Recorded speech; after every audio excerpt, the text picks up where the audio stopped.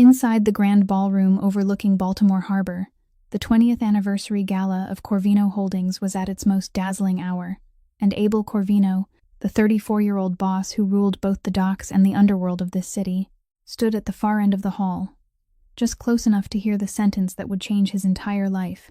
Amid the wine glasses and the music, a guest half-jokingly mentioned the rumors of trouble in the boss's marriage, and Odette Corvino, the beautiful, sharp-witted wife he had married 10 years earlier, simply swirled the glass in her hand, smiled before the entire underworld of the city, and spoke each word clearly.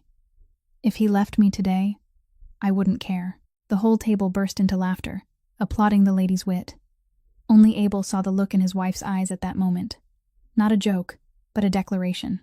At midnight that same night, on a deserted harborside road whose route only 3 people had known in advance, Abel's convoy was ambushed. The car carrying him was forced off the edge into the dark water, and the most powerful man in Baltimore had to drag himself out of the wreckage through the freezing rain, leaving everything behind except one phone he picked up by the roadside, dropped from the vehicle of the men who had just tried to take his life. The screen of that phone lit up with a single message, from a number saved under no name, yet Abel knew every digit by heart, because it was the private line only his wife ever used, and the message held only 2 words: "Done yet." What no one in that rainy night could have imagined, not even the men still combing the harbor to finish their unfinished work, was that the boss the whole city was about to bury would be saved by a poor young woman working the night shift at a harborside diner, someone who stopped beside a dying stranger for one simple reason. The day her parents needed someone to stop, no one did, and from a bowl of hot onion soup in that cramped little apartment, a dead man would rise again, not to take revenge in blood, but in a way that would leave both his betrayers and the entire underworld in absolute terror. If you love stories about kindness, justice, and rising from the depths of betrayal, please hit like and subscribe so you won't miss the journey ahead. Don't forget to share this video with anyone who needs to believe that kindness is never meaningless. And now, let the story begin. Abel woke in a room he didn't recognize, beneath an old blanket that smelled of sunlight, and the first thing he felt was a dull ache running along his side every time he breathed.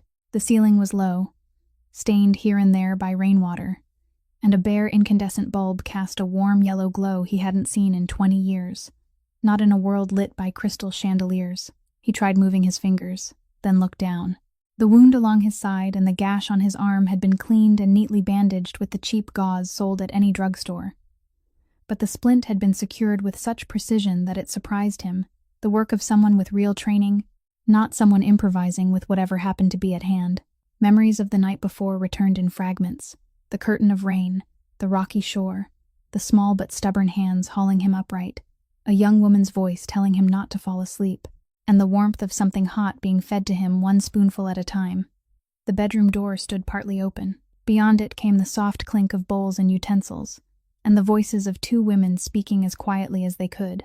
An elderly woman asked slowly, "Is he a good man or a bad man?" There was a moment of silence. Then the young woman answered, "I don't know, but tonight he was a man about to die, and that was enough." Abel lay still in the darkness, listening to those words repeat themselves inside his mind. In his world, no one did anything without first calculating what they would receive in return. Trust was the most expensive thing a person could buy, and the easiest thing to counterfeit. Yet in this cramped apartment, a young woman who didn't know who he was had just defined her entire view of life in a sentence shorter than any contract he had ever signed. The door opened, and the young woman stepped inside carrying a mug of water and a sheet of painkillers. When she saw that he was awake, she paused for a beat, then asked how he felt and whether he remembered who he was. Abel looked at her, truly looked at her for the first time beneath the light. She had a young face, the dark circles of someone who had lived too long without enough sleep, and eyes so clear they made a person want to tell the truth. That was precisely why he lied. He said his name was Ray, that he worked escorting shipments, and that the night before, robbers had blocked the road, taken his wallet and his car, beaten him, then kicked him down toward the water. The young woman studied the wound in his side a little too long, as though her unfinished medical training was enough to tell the difference between injuries caused by a vehicle rolling over and injuries caused by a beating. But she didn't question him. She only told him to take the medicine, to call for her if the fever returned, that her name was Tessa, that her grandmother was Ruth, and that he could stay there until he was able to walk again. Then she added that there was nothing in the apartment worth stealing, so he had no reason to worry. The weary joke of someone poor nearly made Abel laugh, and the pain in his side reminded him that he was still alive. That night, after the apartment had gone dark and only the steady breathing of the grandmother and granddaughter could be heard through the thin wooden wall, Abel sat up in the darkness and endured the pain. From inside the wet coat someone had carefully hung over a chair. He took out the phone he had found beside the road. Rainwater still streaked the screen. He didn't open the message and read it again. He didn't need to. Those 2 words had carved themselves into his mind more deeply than any wound on his body. With slow, deliberate movements, Abel removed the back cover, took out the battery, pulled out the SIM card, and separated all 3 pieces, as though disarming a mine.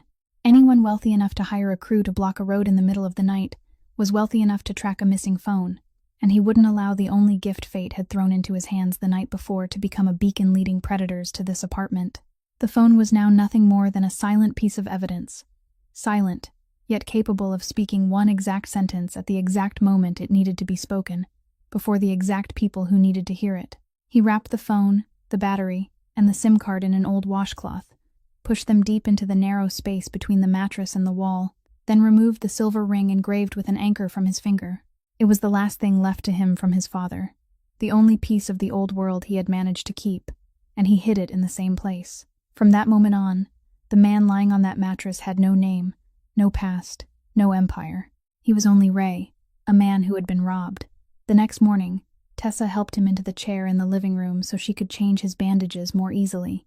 Ruth brought him a bowl of plain rice porridge, and the old television in the corner was showing the morning news, the way televisions did in every diner and every kitchen in the harbor district. Abel was looking down at the porridge when the announcer's voice rang out and seemed to freeze the entire room. Breaking news. Businessman Abel Corvino, chairman of Corvino Holdings, and one of the most powerful figures in Baltimore, was killed in an accident last night after his vehicle lost control and plunged into the bay along the harbor road. Rescue crews have recovered the vehicle, but haven't located the body. Search operations are continuing. On the screen appeared the image of a mangled black car being lifted from the water by a crane, followed by a blurry photograph taken from a distance. The shadow of a man in a suit stepping into the vehicle, his face no more than a dark smear. The announcer continued. Mrs. Odette Corvino, widow of the deceased, stated this morning that the family is devastated. A formal funeral will be held later this week, and to ensure the company's operations continue without interruption, she will temporarily assume control with the assistance of Vice Chairman Corbin Nash. The camera moved across the gates of the Corvino Holdings building, where Odette stood before a forest of lenses dressed in black, her beautiful, cold face lowered at precisely the angle grief required. And just behind her shoulder, standing closer than any vice chairman should have stood, was Corbin. Ruth clicked her tongue and said, Poor man, all that money and they can't even bury him whole. Then she turned back and fed another spoonful of porridge to their guest. Tessa glanced at the screen for a second before turning away to clear the table. The dead man on television belonged to a world too distant for her to care about. No one in that room noticed that the man called Ray sat perfectly still, his hand gripping the spoon until his knuckles turned white, his eyes staring through the old television screen as he listened in silence to his own obituary, heard his wife announce his funeral, and understood that this game had been arranged all the way down to the move that would follow his death. That night, as Abel lay listening to the rain tapping against the corrugated metal roof, he made the most important decision he had made since dragging himself free of the wreckage. He would remain dead a little longer. The instincts of a kingpin screamed at him to return at once, kick open the boardroom doors, and watch that woman's face turn pale. But 20 years at the summit of the underworld had taught Abel something his father had paid an entire fortune to learn. Enemies only let down their guard when they believe they have already won. A living Abel was a target they would watch for. A dead Abel was a curtain behind which every snake would crawl out of its hole. They would divide the spoils, fight over the feast, reveal every name in the chain of betrayal, and all he had to do was remain in the darkness and count each face as it appeared. By a bitter twist of fate, one thing now worked in his favor. During the 20 years Abel Corvino had ruled, he had become known as the kingpin without a face. He gave no interviews, attended no public parties, and allowed no clear photograph of himself to escape into the outside world. The press had even called him the Shadow of Baltimore, And no one recognizes a shadow when it sits eating porridge in a harbor diner, its face bruised and its body dressed in another man's worn clothes. To Tessa, her grandmother, and everyone else in that neighborhood, he was only Ray, the unlucky freight escort. In the days that followed, once Abel was able to move around with the help of a cane, he began watching the world through the diner's old television and the newspapers customers left behind. On the 5th day, a name appeared that made the blood in his body turn cold inch by inch. The business report showed a press conference held by Corvino Holdings, announcing the creation of a restructuring council to guide the company through the crisis. Seated in the position of senior advisor, his silver hair swept back and the mild smile of a philanthropist resting on his face, was Hollis Vane. Abel had to set down his glass of water because he was afraid his hand would crush it. Hollis Vane, the old serpent of the shadow banking world, the man who, 15 years earlier, had spun a perfect web of debt around Abel's father, tightening each loan and every contract until the day he swallowed half the Corvino fortune and forced Sal Corvino to spend the final years of his life enduring the humiliation of a defeated man. Abel's father had died with his eyes still open toward the harbor. Abel had spent 15 years rebuilding every dock and every warehouse, and he had sworn that serpent would never set foot on Corvino ground again. Yet now, only 5 days after Abel's false funeral, Vane sat openly in the heart of the company boardroom, beside Abel's wife. Every piece fell into place inside Abel's mind with a dry, brutal click. This had never been about an affair. It had never been only about a woman who had grown tired of her husband. Odette had sold the empire to the Corvino family's oldest enemy. The roadblock on that rainy night bore Vane's fingerprints in every detail, and that 2-word message had been nothing more than her signature beneath a contract written with her husband's life. While the dead man silently counted his enemies, the living people around him were still struggling through battles smaller in scale but no less merciless. Abel began to see Tessa's life, not the way a kingpin looked at an employee, but up close, from the chair in the corner of the diner where he sat each day like a relative recovering from illness. She worked 2 shifts, the afternoon shift at the diner and the night shift, cleaning a small supermarket. She came home close to 2 o'clock in the morning and woke again at 7 to manage her grandmother's medicine. Each day she smoothed every small bill she earned in tips and placed it inside an old glass jar on top of the cupboard.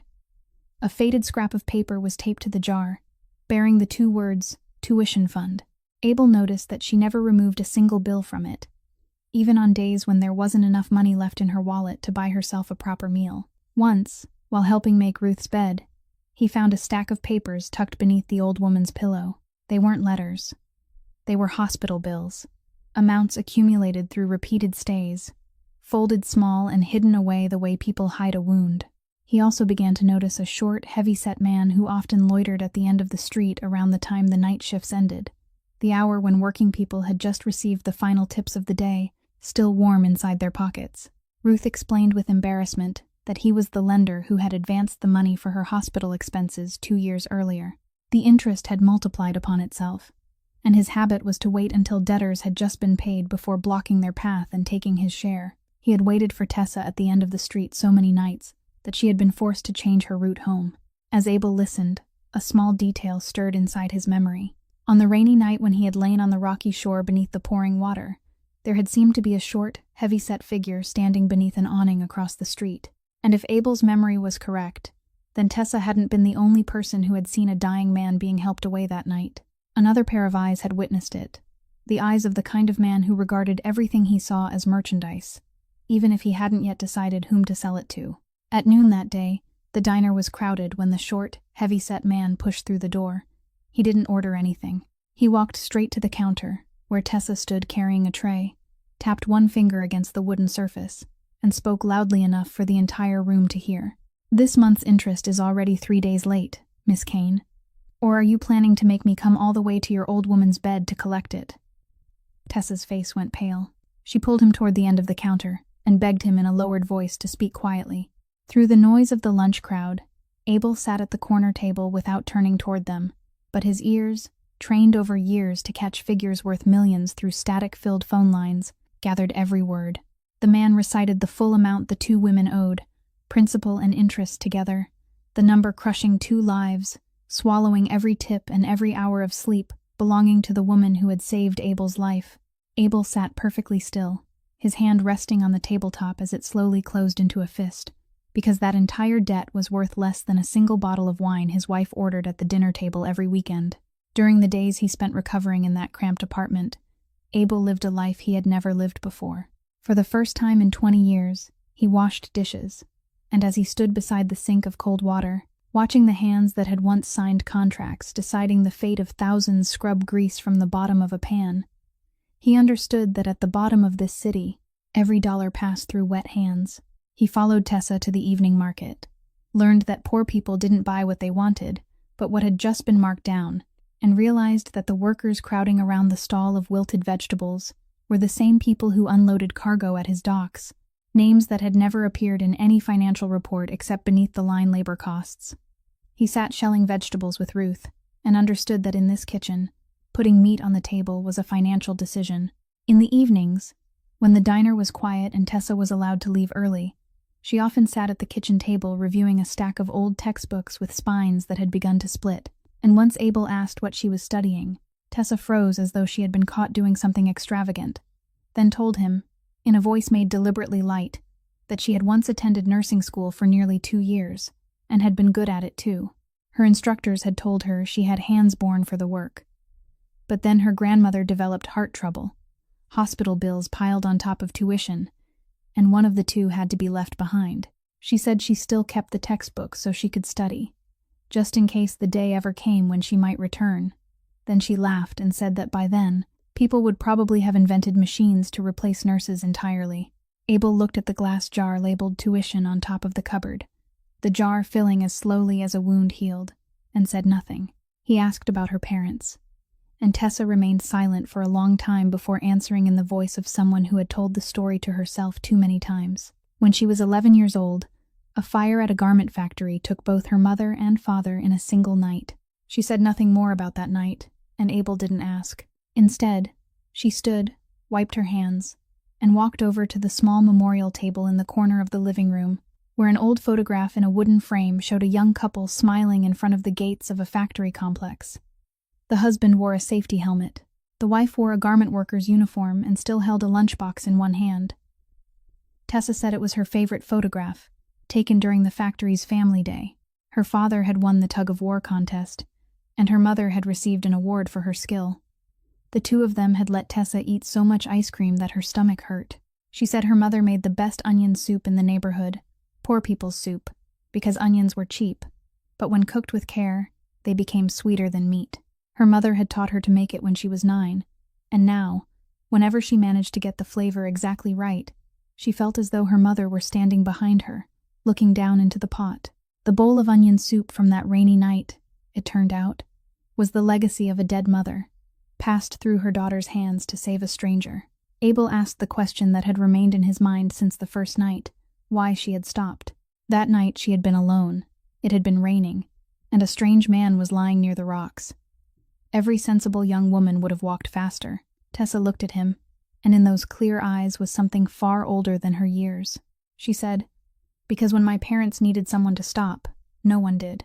She didn't explain further, but Ruth, who was sitting in the nearby chair with an unfinished scarf in her lap, slowly continued in the voice of an old woman who carried the memories of an entire neighborhood. She said that on the night the factory burned, the road leading into the complex was narrow. People said that if someone had called the fire department sooner, if the ambulance had arrived faster, if the iron gate hadn't been locked tight at night, things might have been different.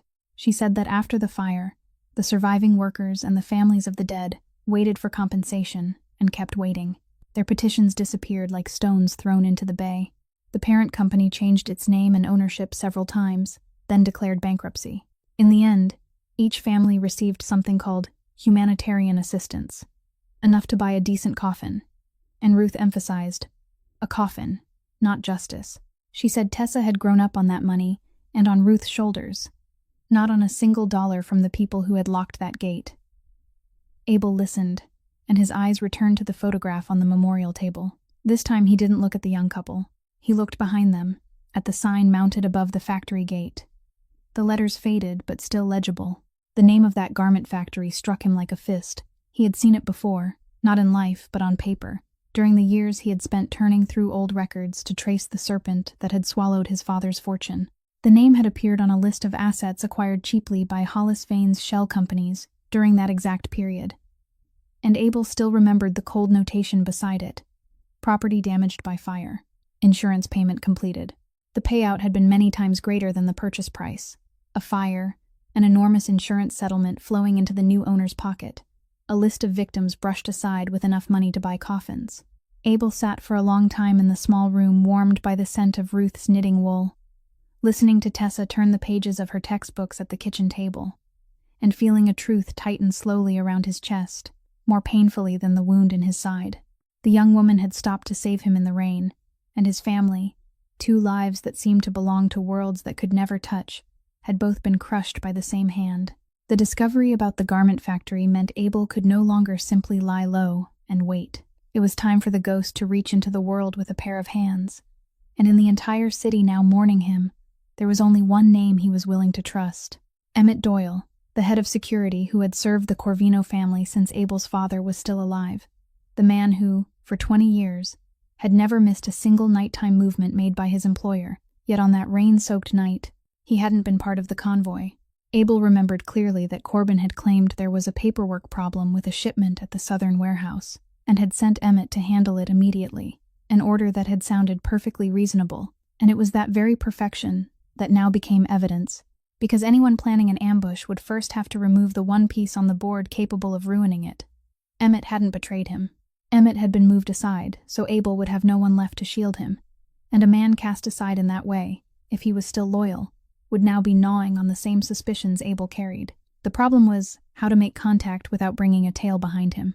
Abel used the oldest method in the world, the same one his father had used in his younger days to send messages to the harbor rescue crews. He placed a small classified notice in the local newspaper, one he knew Emmett had read every morning for 30 years out of habit. The notice offered an old anchor for sale, and included the number of a cheap prepaid phone Abel had asked Tessa to buy for him, saying he needed it to call an insurance company. The anchor was the symbol engraved on Sal Corvino's ring, and Emmett, who had once received an identical ring from Sal's own hand, could never have skimmed past it. 2 days later, the prepaid phone rang once, and went silent, the confirmation signal from the security team's old code, and Abel sent back an address.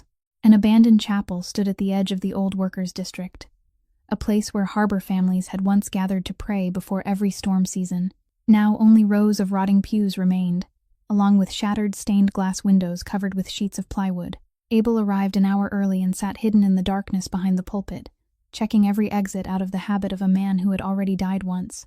At the appointed time, the heavy wooden door opened, and Emmett Doyle stepped inside, unarmed, as the old rule required. His familiar square frame now looked as though it had aged 10 years in only 2 weeks.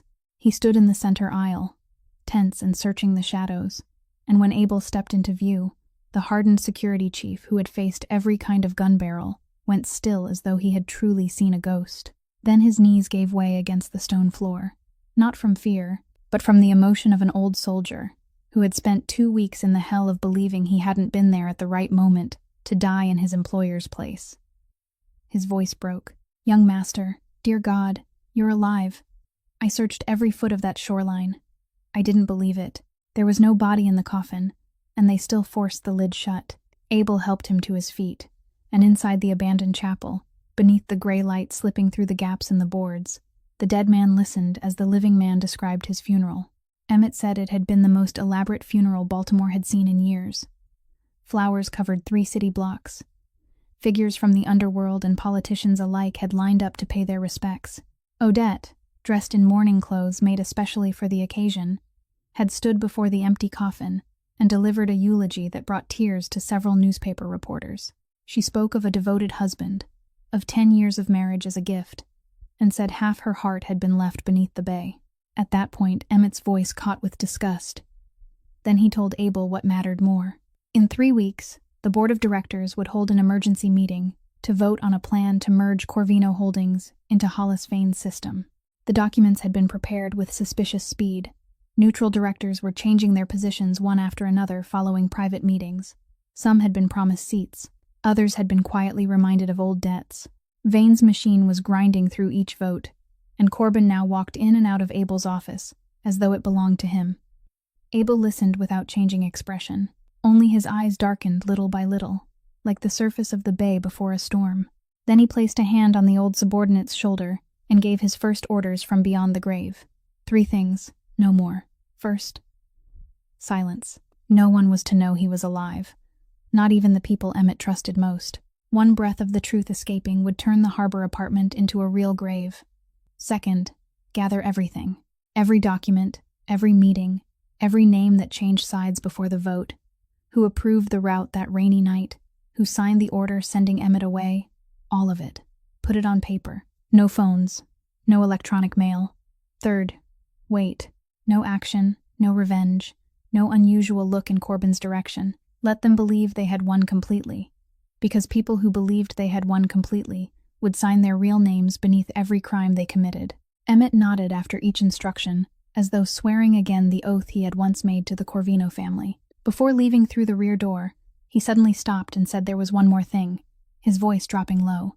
Over the past several days, strangers had begun appearing in the bars along the harbor, asking questions with great care. They weren't asking about Abel Corvino. They were asking whether anyone had seen an injured man appear anywhere in the neighborhood on the night of the heavy rain. There were also rumors of a generous private reward for that kind of information, and the money wasn't coming from the police. Emmett said that in his experience, the way the searchers had been spread across the district carried Vane's unmistakable signature.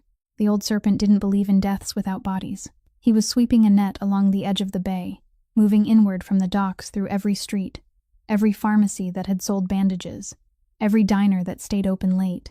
When Abel heard the words "every diner that stayed open late," a chill ran down his spine, because that net was slowly closing around a harbor diner where a poor young woman had once helped an injured stranger home, and where a short, heavy-set lender had seen everything. Emmett's warning came true sooner than Abel had expected. On the 3rd Tuesday after their meeting in the chapel, when the diner had begun to empty, 2 unfamiliar men walked in, wearing heavy coats, with the gait of men who had never had to wait in line for anything. Abel was seated at his usual corner table with a newspaper spread open before him, and 1/2-second glance was enough to tell him which world they belonged to. They didn't order food. The taller man reached inside his coat, pulled out a sheet of paper folded into quarters, opened it, and placed it on the counter in front of Tessa. It was a charcoal sketch of a man with an angular face, a broad jaw, and a diagonal cut across his forehead, so much like the man sitting 5 steps away that Tessa's heart seemed to miss a beat. In a voice as sweet as premixed sugar, the man said they were looking for a cousin who had suffered an accident, lost his memory, and wandered off during the heavy rain the week before. There was a generous reward for anyone who helped reunite him with his family. A young woman who worked nights must see plenty of people passing through at late hours. The only sound left in the diner was the slow turning of the ceiling fan. Tessa picked up the sketch and studied it carefully, long enough that no one could suspect her, then shook her head. In the tired, honest voice of a working woman, she said the diner had closed early that night because the roof was leaking, and she had gone home before the rain grew heavy. As for injured men around the harbor, of course there were some. Hardly a week passed without a fight near the docks, but she had never seen anyone with a face like this. And sir, how does a man with no memory have a home to wander away from? Maybe he is hiding from a debt. If he is hiding from a debt, then I know even less. My diner is too poor to hide anybody. The final complaint came so naturally that the man laughed, folded the paper again, left a business card printed with nothing but a telephone number on the counter, and led his companion toward the next diner. Tessa remained behind the counter for another 10 minutes, her hand polishing the same glass again and again, even though it was already dry and shining. Abel watched her and knew that this young woman had just told the first smooth lie of her life, a lie meant to protect him, though she herself didn't yet understand why. That evening, after they returned to the apartment and waited until Ruth seemed to be sleeping soundly beyond the wall, Tessa closed the kitchen door, placed the card with the single telephone number on the table, and looked directly at the man she had saved. Her voice trembled, but her eyes didn't turn away. She said, "Mr. Ray, either you tell me the truth right now, who you are, why they were able to draw even the cut on your forehead, and why men looking for someone with no memory had the eyes of hunters, or you leave tomorrow morning. I have my grandmother. I am not allowed to gamble with her life." Abel looked at her for a long time, then did something he hadn't done with anyone in 20 years. He told the truth. All of it. He said, "My name is Abel Corvino, the man your television reported dead beneath the bay, the owner of the harbor this entire neighborhood depends on, and the owner of another world I hope you never have to understand." He told her about the rainy night, about the convoy being stopped on a route known to only 3 people, about the telephone he had found beside the road, with a 2-word message sent from his wife's number, about the man now sitting as an advisor inside his own company, the old serpent who had once swallowed half his father's fortune, and about the men carrying his sketch through the neighborhood. They weren't searching for someone to reunite with a family. They were searching for someone so they could finish the work they had left undone. He said, "Every day I remain here is another day this apartment stays within the range of a gun. You have already paid the full price of your kindness. The rest belongs to me." Then he placed a sheet of paper with several lines written on it upon the table, and said it explained how she could receive enough money to clear every debt, treat Ruth's heart, and finish nursing school. Clean money, no trace, no one able to follow it. Think of it as payment for buying back my life. Fair and complete. Tomorrow morning I disappear, and you forget my name. The kitchen fell silent. Tessa looked at the paper, then at the man before her, and when she spoke, her voice no longer trembled. It had become strangely still. She said, "Put that away.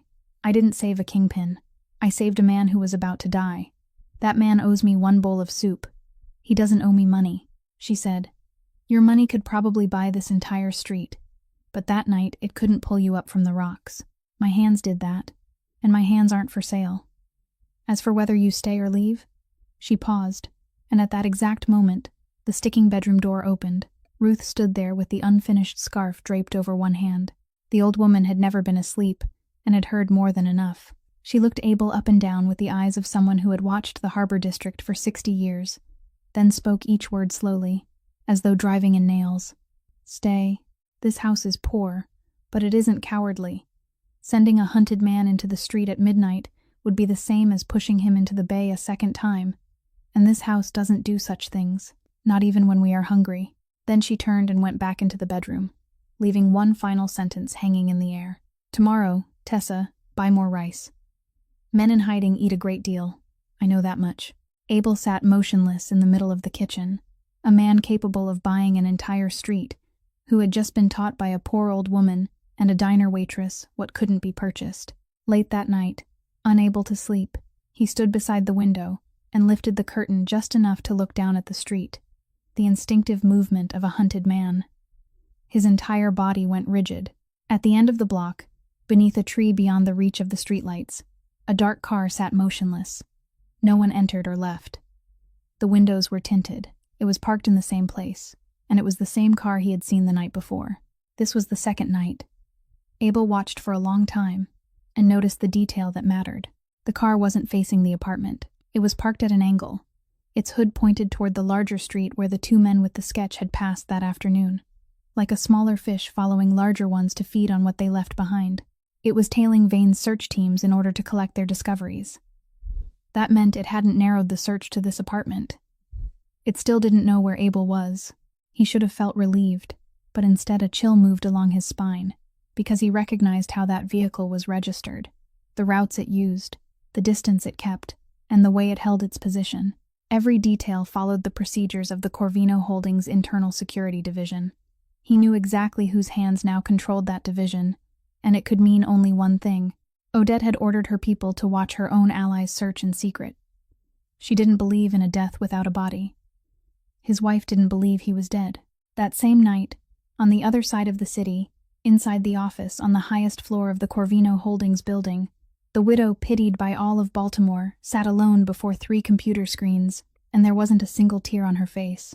Odette Corvino had never been anyone's puppet, not even Hollis Vane's. Those who saw her as nothing more than a beautiful woman who had sold her husband for power had misread her from the very first page, because before she became the wife of a kingpin, she had been the finest director of external affairs the company had ever employed, the woman who negotiated contracts that the men in the boardroom hadn't dared name a price for. And during the 10 years she had spent as Abel's wife, she hadn't simply reclined against velvet and luxury, she had studied. She studied how the empire moved, learned the location of every safe, every ledger, every weakness, and learned the most important lesson of all, that in a world built on alliances, Anyone who possessed nothing but trust was nothing more than merchandise. That was why, even before the rainy night, when she entered into an agreement with Vane, she had quietly removed a portion of the company's secret records, pages documenting transactions neither Vane nor Abel wanted touched by daylight. She made a single copy and hid it somewhere known only to her, an insurance policy for the day she was certain would come, the day the old serpent turned and bit the ally beside him. On the screen before her now was the daily report from her private security team. Photographs of Vane's search crews scattered along the harbor, the route taken by each group, every diner and pharmacy they had visited. Odette read each line with the concentration of a chess player studying an opponent's position. She had given her people only one order: follow Vane's hunt and find the body at any cost, because unlike the trusting directors and accommodating reporters, she didn't believe. After 10 years of sleeping beside that man, she knew Abel Corvino was the kind of person who checked every exit in a room before sitting down, the kind who swam in cold water every morning even in the heart of winter, the kind of man the ocean would have to prove it had taken. And if the sea hadn't returned a body, then the sea hadn't claimed him. Until she saw the corpse, her husband was still breathing somewhere beyond her reach, and a breathing Abel was a blade suspended above all their throats. Hers, first of all. There was a knock at the door. Corbin entered without waiting to be invited, a new habit he had acquired only recently. He placed a stack of merger documents requiring her signature on the desk, then moved behind her chair and rested both hands on her shoulders. In a voice sweet as poured honey, he said everything was nearly finished, that once the vote passed, nothing would stand in their way. Then he asked whether they should choose a date, perhaps a small wedding somewhere no one knew them. Odette smiled, placed her hand gently over his like any devoted lover, and said, "Let the first 100 days after Abel's death pass, darling. If we marry too soon, people will talk. The shareholders may lose confidence, and the game isn't over yet, so don't divide the prize before we have won it." Corbin kissed her hair and left satisfied. The moment the door closed, the smile disappeared from Odette's lips as suddenly as a light cut from its power. The true reason lay deeper than anything she had said about public opinion or shareholders, and it was something she had never told anyone. She suspected Corbin. She had sat through enough meetings with Hollis Vane to know his methods. The old serpent never entered an alliance without placing one of his own people beside his partner. 15 years earlier, he had swallowed the Corvino family through a hand working from within, and this time, she had begun to wonder who that hand could be, if not the man so eager to marry her, the man who had surrendered the route on the rainy night so quickly and betrayed his employer so smoothly. Was he a man who had betrayed his master for love, or a piece planted from the beginning so that once everything was finished, Vane could use him to close his hand around Odette's throat? She looked at the merger documents on the desk and saw a noose tied with a ribbon. She was chillingly correct about the nature of the game. She was wrong about only one thing, and one day she would pay dearly for it. She was wrong about the players. That night, before leaving the office, Odette stood beside the vast glass window and looked down at the city. In the distance, the lights of the poor harbor district shimmered like coins at the bottom of a torn pocket. She spoke to her own reflection in the glass, her voice as calm as though she were reading a clause from a contract. "I didn't betray him. I only moved before he had the chance to cast me aside the way he cast everyone else aside. For 10 years, I watched him replace old people as easily as tires. Even his own father couldn't preserve the family fortune against another Corvino. So what is a wife?" She believed it. She truly did. And that was the most frightening thing about traitors. They always found a story in which they were the victim. The following morning, she made a move no one at the table expected, without asking Vane and without consulting Corbin. On an inside page of the local harbor newspaper, the paper spread across the tables of every diner each morning, there appeared a large notice. "The Corvino family urgently seeks witnesses from the fateful night of the storm. Anyone who saw, helped, or has information about a man in distress along the harbor road that night is asked to contact the number below. The family promises a substantial reward." The amount was printed in bold beneath the message, a sum large enough to keep an entire poor neighborhood awake at night. With one newspaper notice, Odette transformed 1,000 eyes throughout the harbor into her net, a net requiring no wages and no instructions, one that would search every alley by itself, driven by something stronger than any command: hunger. And that morning, at the harbor diner, Tessa had barely opened the door and begun clearing the tables when a short, heavy-set shadow blocked the sunlight in the entrance. It was the lender, holding the newspaper folded so the notice remained fully visible. He tapped one finger against the printed reward, looked Tessa up and down with the expression of a man who had finally discovered where to sell the piece of merchandise he had carried in his mind for so long, then smiled and said slowly, "I remember you went home early that night, and you were helping a man walk." Tessa stood frozen behind the counter, still holding the cloth she had been using to wipe the tables, while the lender leisurely pulled out a chair and sat down like a regular customer. He spread the newspaper across the counter and smoothed the notice flat with one plump hand. He spoke quietly, almost warmly, saying, "Miss Kane, you and I aren't strangers. For 2 years, I have been advancing the money that kept your grandmother alive. Now heaven has given both of us a way out. All you have to do is tell me who you helped home that night and where that person is now. I take the information and collect the reward. Then I come back and tear up every debt paper your family owes, principal and interest. I will even leave you enough to pay your tuition. You can become the nurse you always dreamed of being. Your grandmother can have heart surgery at a good hospital.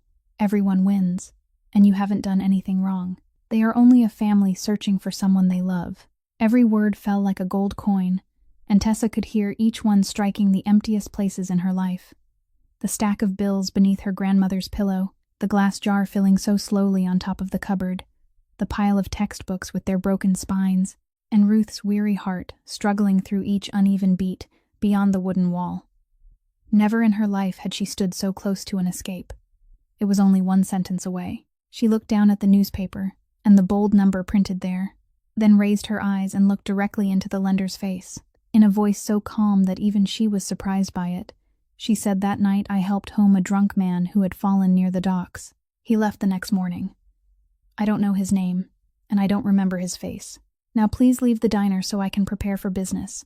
And beginning next month, when you want to collect the debt, come to me here. Never go near my grandmother's bed again." The short, heavy-set man stared at her for a moment, then gave a mocking laugh, folded the newspaper, slipped it into his coat, stood, and brushed off his trousers. What he said before pushing open the door made Tessa's blood turn cold. "You think I need your permission? You forget that I have eyes. Suspicion can be sold too, Miss Kane. It just brings a slightly lower price than the truth." Tessa closed the diner early that day and took a longer route home, her feet moving while her head rang with noise. The moment she shut the apartment door, she told Abel everything without leaving out a single word. Abel listened without wasting a sentence. He looked at the clock, then said, "We have fewer hours than you think.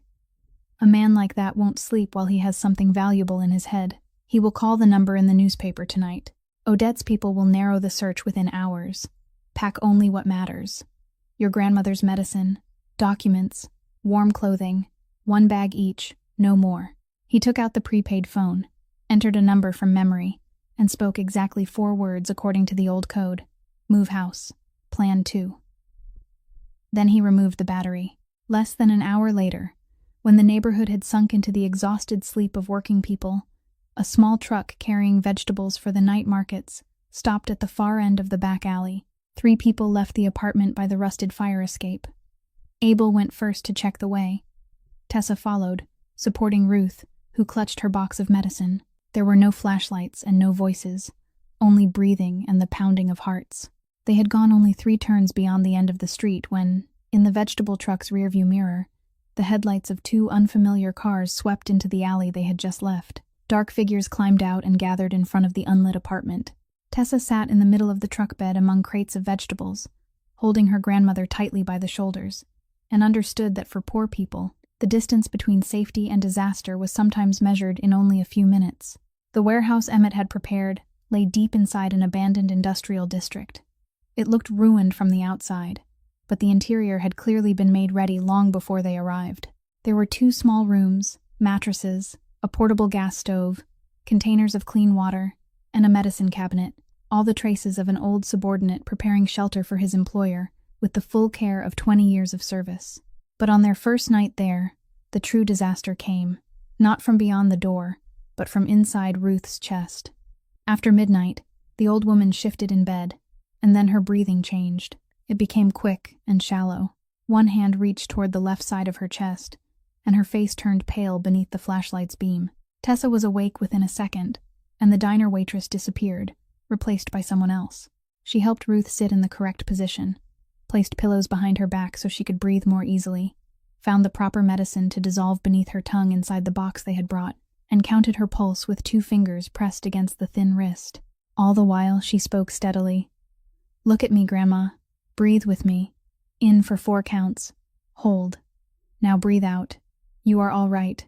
I am here." Her voice was as firm as an anchor line in the wind. Abel stood in the doorway, and for the first time in his life, the man who had controlled an entire world through telephone calls found himself completely useless. His money, his power, his name, none of it could reach the heart beating out of rhythm inside an old woman lying on a temporary bed. The only thing holding her there was the pair of hands belonging to a granddaughter who had never finished nursing school.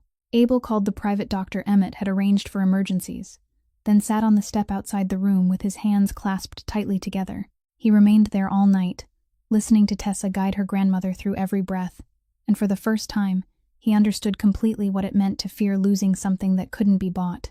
Near dawn, the doctor arrived, examined Ruth for a long time, then stepped outside with a conclusion that allowed both of them to breathe half a breath of relief. She had survived the episode, but her heart couldn't wait any longer.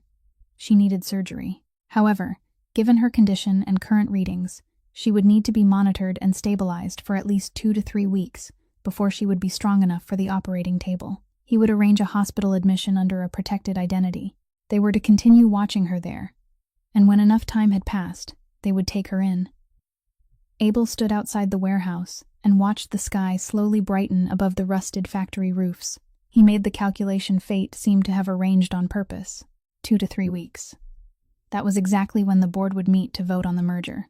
Ruth's heart and his father's empire, the 2 things that mattered most to him now, were both scheduled to be placed on a table during the same fateful week. To keep hiding meant allowing both of them to lie there without him. Abel took out the prepaid phone, replaced the battery, and dialed a number he hadn't called since the rainy night. The number of the steel-willed woman who had handled the Corvino family's legal affairs for 3 generations, attorney Miriam Katz. The telephone rang twice before someone answered. There was silence on the other end, guarded and wary. Abel spoke only 1 sentence before hanging up. "Prepare yourself. On the day the board votes, the dead man will return to reclaim his signature." Miriam Katz arrived at the warehouse the following afternoon, wearing a gray suit without a single wrinkle, and carrying the leather briefcase that had accompanied her through 3 generations of the Corvino family. When Abel stepped out from the inner room, the woman known throughout Baltimore's legal world as the Woman of Steel blinked exactly once, then said in a voice as dry as paper, "I drafted your will, and now I will draft your lawsuit. The Corvino family has never allowed me to remain unemployed." Then she sat at the rough wooden table in the middle of the warehouse, opened her briefcase, and for 3 hours, the dead man and his attorney built the framework of the battle ahead. Miriam listened as Abel recounted everything, taking notes with a fountain pen on yellow paper according to her old habit, with no electronic devices anywhere near them. When he removed the phone wrapped in a cloth from the gap in the wall, along with the detached battery and SIM card, her eyes lit with the expression of a craftsman who had just discovered an uncut gemstone. She said, "This is the heart of the attempted murder case. But this heart will only beat in court if we follow the proper procedure. If we simply turn it on and read it in secret, it is worthless. If we establish a formal record, it becomes a conviction." She explained that she would place it in the hands of a court-authorized officer and an independent forensic expert, have it sealed, photograph its original condition, and extract the data under the observation of the appropriate authorities. They would determine whose name was attached to the number that sent the 2-word message, which cellular tower transmitted it, and at exactly what time, so that when the day came, no defense attorney could claim it had been fabricated. The second piece was Emmett's testimony about the last-minute order that removed him from the convoy that night. Who signed it, what time it was signed, and whether the supposed shipment problem had ever existed. Miriam said that a false order designed to remove the protecting piece from the board was, by itself, an arrow pointing directly toward the person who arranged the attack. Then she closed the first stack of yellow paper, opened a second, and said, "The part that keeps me awake isn't your case, Abel. Your case is new. The evidence is still warm. The part that keeps me awake is the other one." She looked toward the kitchen area, where Tessa was preparing porridge for Ruth. Abel had told her about the garment factory, Vane's asset records, the insurance payout many times greater than the purchase price, and the families who had received only enough money to buy coffins. After spending the night reviewing old legal precedents, Miriam placed her conclusion on the table. 15 years is too long for most lawsuits. Every lazy attorney will say the statute of limitations has expired. But the law has a door reserved for those who hide their crimes too well. When evidence of fraud has been deliberately concealed, the clock doesn't begin on the day the harm occurred. It begins when the victims discover the fraud. The records you uncovered, the chain of shell companies, the abnormal insurance payout, and the winding bankruptcy process are the moment of discovery. The door that appeared to have been locked for 15 years was only partly closed. The only problem, she said more slowly, is that a lawsuit needs a plaintiff. Someone with a direct legal interest. A name willing to stand before the court, and the most appropriate name is standing in that kitchen. The warehouse fell silent. Tessa had heard everything. She turned off the stove, stepped out with the wooden ladle still in her hand, and repeated each word carefully. File the lawsuit in my name. Me, against Hollis Vane. Miriam nodded without softening the truth. Yes, and I will not lie to you and tell you it will be easy. Your opponent is a man capable of buying an entire newsroom to destroy your name. Every dollar you ever earned in tips will be examined. Every day you missed school will be dragged into the light. They will call you an opportunist who dug up your parents' graves for money. That is the price. And this is what you receive in return. Your parents' names will be spoken in court as the names of human beings, not as a line reading fire-damaged assets in the ledger of the man who collected insurance money from their ashes. Tessa remained still for a long time, her fingers tightening around the handle of the wooden ladle until they turned white. Abel saw the entire battle unfolding inside her eyes. A young woman who had wanted nothing more from life than to pay her debts and care for her grandmother, now standing before an open door leading into a war against a giant. Then she spoke, her voice trembling, but every word falling straight and clear. For 15 years, I believed my parents died because of terrible luck. Now I know they died inside the profit ledger of a man who is still alive, and that man has never lost a night of sleep. I will sign. Point to the place, and I will sign there. My hands are shaking, yes. But my father once told me that shaking hands can still pull someone out of the water, as long as they don't let go. Miriam looked at the young woman for a long moment, with an expression she rarely allowed anyone to see, then silently pushed the first set of papers across the table. From that moment, the plan took on its complete shape. Abel stood before the city map hanging on the warehouse wall and spoke the thought he had turned over through every night spent listening to rain against the metal roof. We will not fight in the darkness. Darkness is their territory. Vane has built an entire stage for the day of the vote. Lights, cameras, reporters, directors. The whole city watching the moment he swallows what remains of the Corvino family. Then we will use his stage. On that exact day, at that exact hour, the dead man will walk into the light, and their coronation will become their trial. That is how the Corvino family collects a debt. Not one bullet, but I promise you, they will wish it had been bullets. In the days that followed, the hidden machinery began to move. Emmett delivered stacks of documents, one bundle at a time. Miriam worked like a drilling rig, and everything proceeded smoothly until the evening she arrived at the warehouse wearing an entirely different expression. Not the confidence of someone preparing to win a case, but the look of someone who had discovered a second bottom inside a box. She spread a copied draft of the merger documents across the table, turned to the page she had marked in red, and said, "Read this clause. Read the valuation and transfer provisions for the special assets very carefully." Abel read, and the longer he read, the harder his face became. The clause listed and valued with perfect accuracy assets that didn't officially exist anywhere in the public records. Holdings recorded only in the company's original ledgers protected by a code Abel's father had passed down with one iron rule. Other than the head of the family, only one person could ever know it. Abel had obeyed that rule. 10 years earlier, on his wedding night, he had spoken the code aloud to one person. Miriam looked at him and said what they both understood. Whoever drafted this clause had the code to the original ledgers. That means Odette gave it to Vane, the very thing she should logically have kept as protection for herself. Unless, Miriam continued, slowing over each word, she didn't give it to him at all. It was taken from her. Somewhere inside that alliance of traitors, someone had betrayed the traitor. Miriam's discovery opened a move for Abel that no gun could have accomplished. He sat before the city map throughout that night, and by morning, the plan had taken complete shape. "We will not attack that alliance from the outside," he told Emmett. "An alliance built on greed and lies doesn't fear its enemies.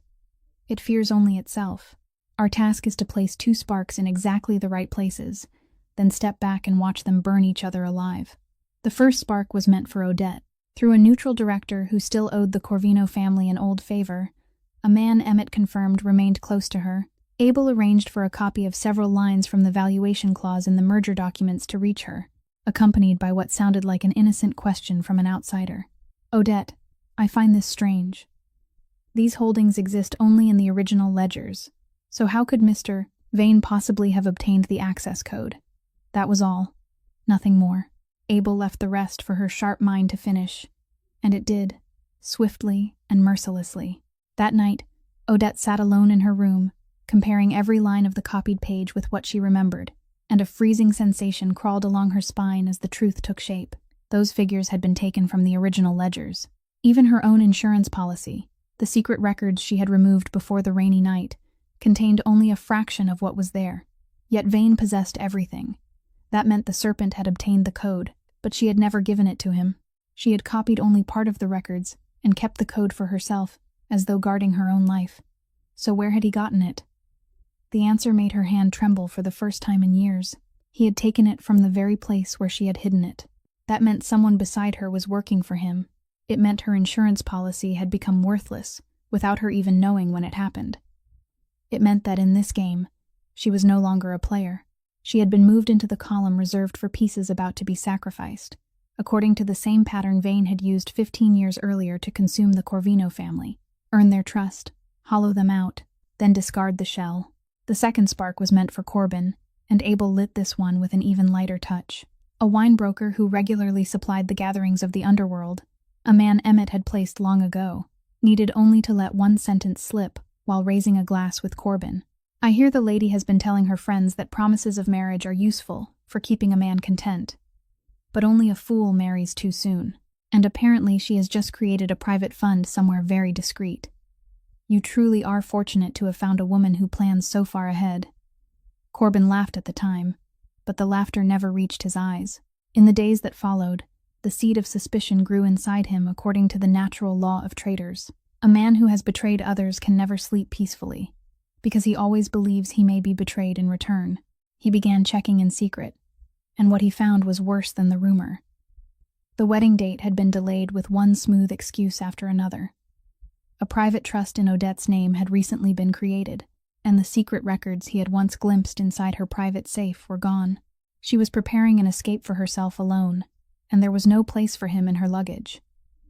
The three-sided alliance began breaking from within in exactly the same way it had been built.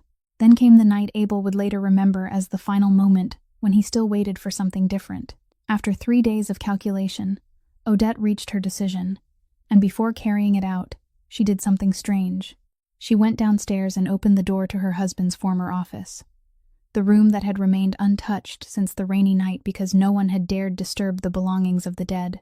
She switched on the desk lamp, walked slowly among the bookshelves in the scent of aged wood, then stopped beside a partly open drawer where a framed photograph had been lying face down for some time. She lifted it. It was their wedding photograph from 10 years earlier. Abel looked younger, without the deep line between his brows, and he was smiling at her with a smile no one else in Baltimore had ever seen the kingpin give another person. In the photograph, Odette held his hand so tightly that her glove had wrinkled. She stood there for a long time, long enough for the desk lamp to grow warm. Her finger lightly traced the face in the photograph, and for one moment, something almost human passed through the depths of her eyes. Then she placed the photograph face down on the desk, with the decisiveness of someone closing an approved file, took out her phone, and called Hollis Vane. When he answered, her voice was clear and composed, as though the moment inside that room had never happened. "Mr. Vane, let us speak plainly. I know you have the access code to the original ledgers. I am not asking who gave it to you. I am offering the final item for sale, the portion of the secret records I removed before the rainy night, the only copy, together with everything I know that you don't, in exchange for clean money and a private escape route for me alone. After the vote, I disappear. You receive the entire board. Don't bargain. You know what this is worth. And don't tell Corbin. Consider that my farewell gift to you." The man you planted beside me. Keep him if he remains obedient. Otherwise, deal with him early." She ended the call, remained for one more second inside the room filled with the scent of memory, then turned off the light and walked out without looking back, carrying her betrayal to its final end with the same cold consistency that had always defined her. But there was one thing even her sharp mind hadn't calculated. The dead man's office wasn't as empty as she believed. The person who had secretly followed her for 3 days, the man whose suspicion had become a habit of watching from the shadows, was standing without breathing behind the partly open door of the adjoining records room. The phone in his hand had been recording since her first word, and Corbin Nash stood there listening to the woman he intended to marry, sell the final piece of merchandise. He heard the entire truth, that he himself was Vane's planted piece, offered in negotiation like a household animal. When it ended, he didn't burst into the room. He didn't shout. He quietly stopped the recording, slipped the phone into the inside pocket of his coat, and inside a mind long accustomed to betrayal, a new calculation formed with remarkable speed. The recording had to be sold before he himself was sold. But who would pay the highest price? Not Vane, who would destroy both the merchandise and the seller after the purchase. It had to be someone else. The one person in the world who wanted it more than anyone still alive. 3 nights later, through the hidden channels men like Corbin always knew how to find, Corbin Nash sent out a cautious message toward the shadow people along the harbor had begun whispering might not truly be beneath the bay. The man who was supposed to be dead. Corbin's cautious message reached Emmett through 3 layers of intermediaries, and Abel read it beneath the warehouse light without showing any expression. He said only one sentence. "Give him an address. Make him come alone. A man carrying something he wants to sell won't dare play games. And a man who has already caught the scent of the dead being alive becomes more dangerous with every hour we leave him waiting." The meeting was arranged for midnight 2 days later at the same old warehouse, after Emmett had moved Tessa and Ruth to another, safer refuge that afternoon. Corbin arrived on time and alone, exactly as required. He left his luxury car far outside the industrial yard and walked between the rows of dark factories with the rigid steps of a man caught between belief and doubt, his left hand gripping the inside of his coat where the phone was hidden. Then the warehouse door opened slightly. A desk lamp came to life in the center of the empty room, and the man seated beyond its circle of light raised his face. Corbin Nash stopped dead in the doorway. He had spent 3 days preparing himself for this possibility. He had told himself 100 times that the rumor might be true. Yet the moment he saw that face in living flesh, those eyes staring directly at him from beyond the grave, his knees betrayed him before his mind could respond.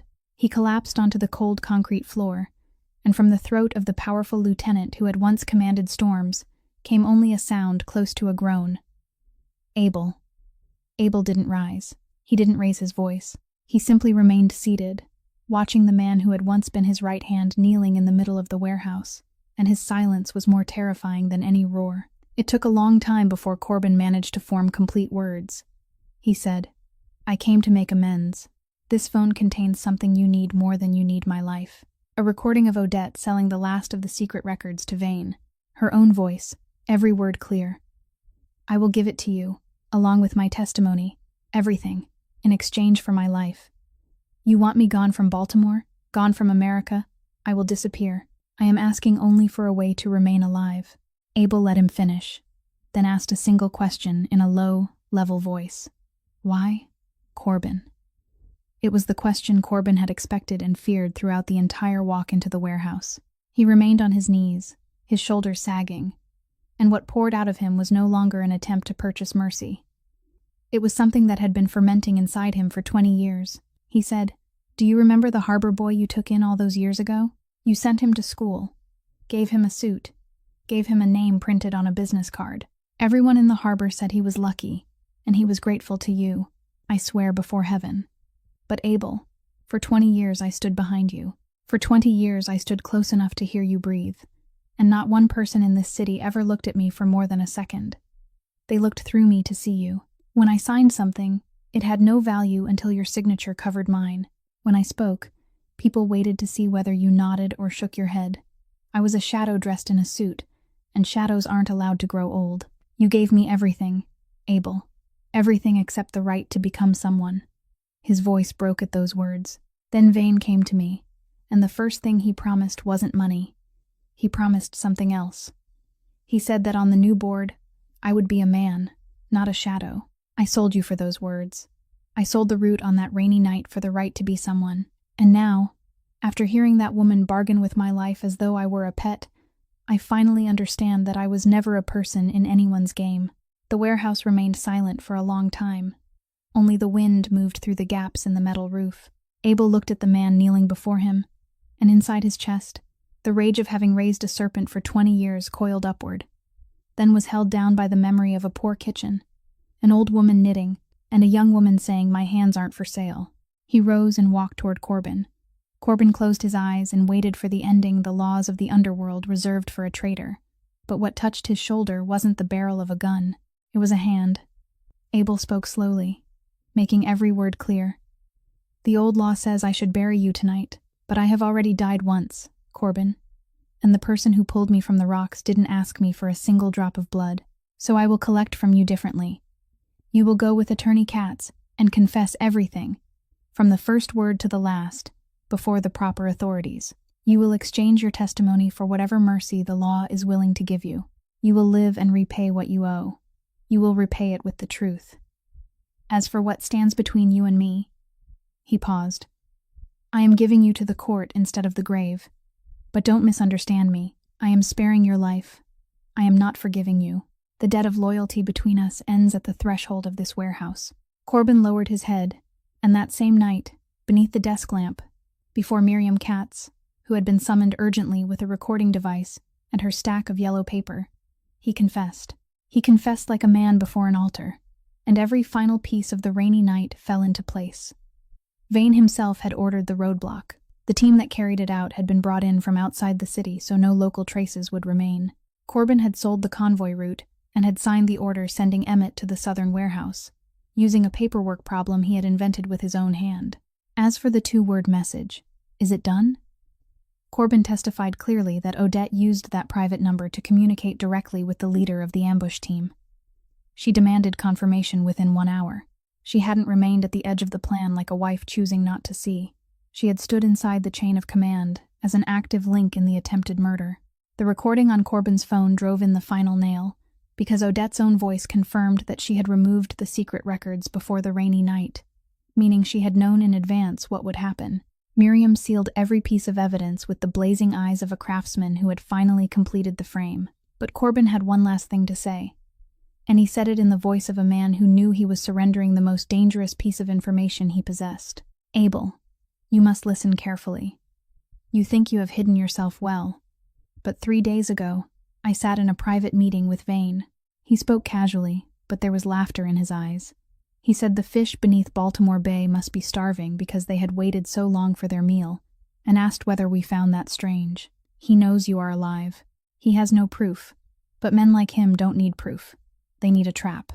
The vote is the trap. He believes you will return that day, before the stage, the cameras, and the entire city, so he has already prepared the script. Every member of the security team assigned to the vote belongs to him. A secret order has been issued. Any unidentified person forcing his way into the hall that day will be neutralized immediately on security grounds. An overzealous intruder mistakenly killed in front of 100 cameras, all according to procedure, and no one will be able to investigate it. Do you understand, Abel? He isn't afraid of the dead man returning. He is laying out the carpet and inviting you home so he can kill you a second time, this time in public and legally." Corbin's warning didn't make Abel retreat. It only changed the way he would advance. That night, after Miriam finished sealing the testimony, Abel stood before the city map for a long time, then turned to her and Emmett and spoke the sentence that defined the final battle. "Vane wants me to storm through the front entrance so his security team will have an excuse to eliminate me by mistake. Fine. Someone will enter through the front doors that day, but it won't be me. The law will walk through the front doors. As for me, the dead travel by the paths of the dead." The plan was finalized that same night. Miriam would take every original file, the evidence phone that had been formally documented along with the extracted data, Emmett's signed testimony concerning the false reassignment order, Corbin's confession and recording, the entire chain of evidence surrounding the attempted murder on the rainy night, and the insurance fraud case connected to the garment factory fire, together with the lawsuit filed in Tessa Kane's name. She would deliver everything directly to the federal prosecutor's office she had been quietly working with throughout the past week. people beyond Vane's reach because they played on an entirely different board. The operation was scheduled for the morning of the vote, when every snake had crawled from its hole to attend the coronation, when every camera in the city would be pointed toward one hall, when no one would have time to flee, and no evidence could be burned. Vane's security team wouldn't be able to eliminate by mistake the people entering with federal badges and court warrants in their hands. Emmett would handle the rest: the hall's floor plan, the service corridors, the location of every security post controlled by Vane, and a private passage known only to the Corvino family's former security team, so that at the precise moment, the dead man could appear in a way the old serpent's script had never anticipated. On the night before the final confrontation, Tessa met him at the door and said very little. She simply pressed the old glass jar with the faded tuition label into his hands, still filled with the small bills she had carefully smoothed and stacked inside. "Take it for luck," she said. "A man about to reclaim an entire empire should carry a few real dollars in his pocket, money earned by real hands. Bring it back when tomorrow is over. I will charge interest in the form of 1 bowl of onion soup that you cook yourself." Abel held the jar with both hands, and the man who had once signed checks filled with endless strings of numbers stood silent because of a jar of small bills. He understood that he was holding one woman's entire dream, a dream she was willing to lend him as a blessing. At that moment, Ruth slowly emerged from the bedroom, carrying not her knitting but an old photograph browned by time. She placed it on the table before Abel and said, "Before you leave, there is something I want you to see." The photograph showed a broad-shouldered dock worker standing before a harbor crane, smiling from ear to ear. Resting across his chest, clear for anyone to see, was a hand wearing a silver ring engraved with an anchor, identical to the ring hidden in the warehouse wall beside the evidence phone. Abel's head snapped upward. Ruth sat down and spoke evenly, like an old woman telling a story passed down through generations. "This was Tessa's grandfather, my husband. He worked the docks for 40 years. The year crane number 3 collapsed. He was part of the rescue crew that crawled inside to pull people out. Several men on that team were badly injured. The hospital bills buried them. The contractor refused responsibility. The insurance company refused payment, and it looked as though the whole matter would destroy every family involved. Then a man arrived in a black car and came all the way into the neighborhood. He paid every hospital bill for the entire rescue team, with no documents and no conditions. He only shook each man's hand and gave them silver rings engraved with anchors. He said, 'In this harbor, anyone who saves a life is family to me.' That man's name was Sal Corvino." The room became completely still. Ruth looked at Abel, her old eyes clouded by age yet strangely bright, and continued, "On the night Tessa brought you home, I came out to help change your bandages.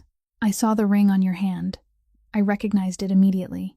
Only one workshop in all of Baltimore made anchor engravings like that. I have been silent since that night, not because I didn't know who you were, but because knowing made it even more important to protect you. This family owed yours a life.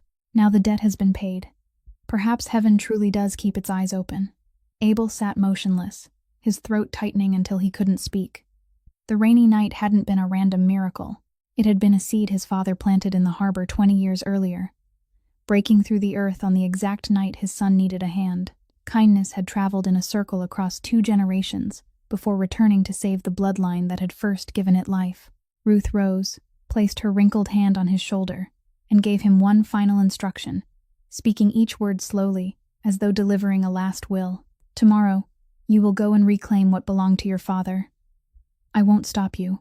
I ask only one thing. Once you have it back, remember that people live beneath that harbor. It doesn't carry only cargo." The following morning, on the day of the vote, the grand hall of Corvino Holdings blazed with light. Every seat reserved for the press was filled. The directors gathered beneath an atmosphere arranged like a coronation, down to the placement of every flower. Odette Corvino, dressed in the elegant black suit of a widow preparing to sign her name onto a new page of history, stepped onto the presiding platform with her speech committed to memory. She swept her eyes across the hall with the controlling instinct that had always guided her, and at that exact moment, a cold needle seemed to pierce the length of her spine. The senior advisor's chair in the front row, the chair reserved especially for Hollis Vane, was empty. She called him. The number was outside the service area. She called his assistant. No one answered. While the hall continued murmuring as it waited for the proceedings to begin, Odette stood alone on the platform and understood through the instinct of a chess player that the old serpent had sensed something and fled his hole before dawn. What she didn't know was what Vane knew, that for 3 days, Corbin Nash, the piece he had planted beside her, had disappeared from every communication channel. To a suspicious man who had survived 40 years in the shadows, a planted piece remaining silent for 3 days immediately before the decisive moment could mean only one thing. It had changed owners, so Vane ran, leaving the woman who had sold her husband to him standing alone upon the stage she herself had built. Odette had barely managed to steady herself, barely managed to summon her professional smile and lean toward the microphone to declare the meeting open, when the 2 main doors of the hall flew apart, and what entered wasn't a late guest. A formation of men and women in dark suits moved directly down the center aisle, federal badges displayed on their chests. The person leading them raised a document stamped with a red seal and announced each word clearly into the stunned silence. Federal Prosecutor's Office. We have a court order. Everyone is instructed to remain seated. This meeting is suspended as of this moment. All documents inside this hall are being sealed as part of an active investigation. Vane's security officers stationed around the exits, the men who had been given secret instructions to neutralize intruders, stood frozen like statues, because their plan had accounted for every possibility except this one. No one alive would dare mistakenly neutralize a federal prosecutor in front of 100 cameras. In the instant they hesitated, Emmett's people inside the technical crew locked every secondary exit exactly as planned. Vane's spider had been stripped of its web inside its own nest. The reporters sprang to their feet. Every camera switched to a live feed. The directors looked at one another with bloodless faces. Odette stood on the platform with all 10 fingers gripping the wooden edge, and in the middle of that earthquake, the great doors, still standing wide open behind the federal delegation, admitted one more person. A man crossed the threshold slowly, dressed in a simple dark suit, his posture straight, and the hall became so quiet that the sound of his shoes touching the carpet could be heard. For 1 second, no one recognized him, because that face had existed only in blurred photographs. Then someone's voice escaped, as though squeezed from the chest. Dear God, Corvino. The entire hall broke into a single shockwave.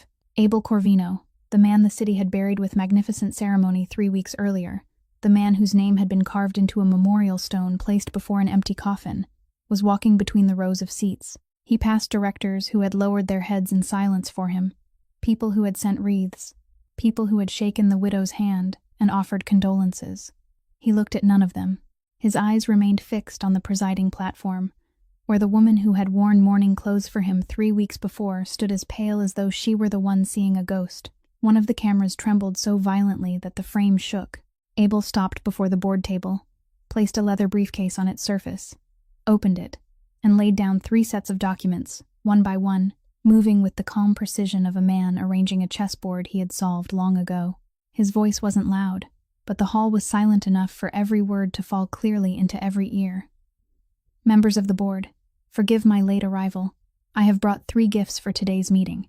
The first is a recording of a telephone call, in which you will hear the chairwoman of this meeting personally offer the company's secret records for sale to Mr. Hollis Vane, together with her admission that she removed them before the night of my accident. The second is the complete file concerning that night, who ordered the roadblock, who sold the route, who signed the order reassigning the head of security, and from which telephone number a 2-word message was sent, and at what exact minute. The third, he rested one hand on the final file, is a lawsuit. The plaintiff's name is Tessa Kane. It concerns a garment factory fire 15 years ago, and an insurance payout collected from the ashes of dead workers. You will find the defendant's name remarkably familiar. Then he stepped back half a pace, looked across the entire hall, and spoke the sentence that drew every camera closer. Please don't misunderstand me. I haven't come here to submit evidence. The originals of everything before you have been at the federal prosecutor's office since this morning. These are copies. This is your portion.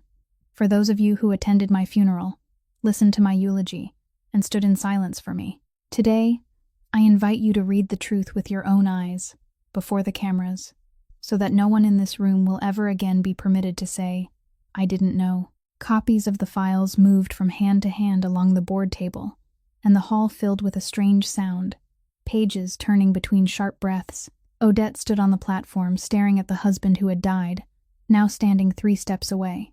In the final moment, when she still belonged entirely to herself, She kept her chin raised and parted her lips to say something. But Abel spoke first. He didn't raise his voice or sharpen it with accusation. His calm was crueler than anger. You were right about one thing. That night at the gala, you said that if he abandoned me today, I wouldn't care. You were right.